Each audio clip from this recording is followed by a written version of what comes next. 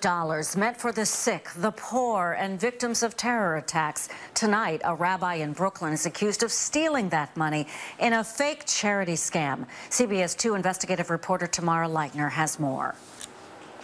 Investigators from the Attorney General's office served papers on Rabbi Yaakov Weingarten this afternoon. Investigator Carter from the Attorney General's office, Mr. Weingarten.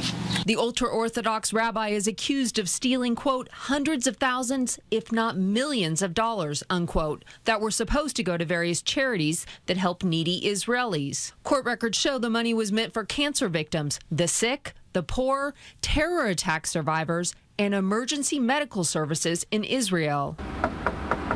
Weingarten, his wife, and 2 assistants allegedly ran the operation out of this nondescript Brooklyn storefront. According to court records, the group raised millions from donors that was funneled into 19 different charities.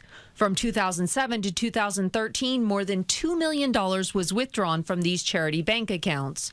And more than 280,000 of these charitable donations were used to pay the mortgage on Weingarten's home, dentist visits, video rentals, and a trip to the Borgata Casino in Atlantic City.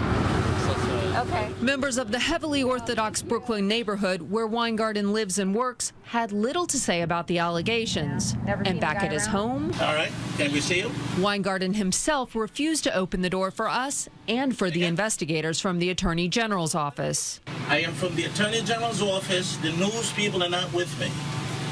I have some papers for Mr. Weingarten, that's all. Eventually, the investigators were sent to a side door where a young man took the 2 folders of papers.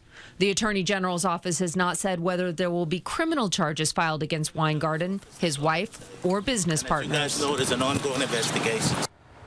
Now, we want to be clear, the Attorney General's office has filed the lawsuit on behalf of the state to recover money, but these are not criminal charges. Now, we're also told the rabbi and his partners used some unusual banking methods to conceal the fraud. The Attorney General says the accounts were such a mess that the rabbi bounced 2,100 checks, racking up about $65,000 in overdraft fees. That's a lot of money, even doing it wrong, allegedly. I mean, my goodness. And this is money that people donated. All of it? Correct.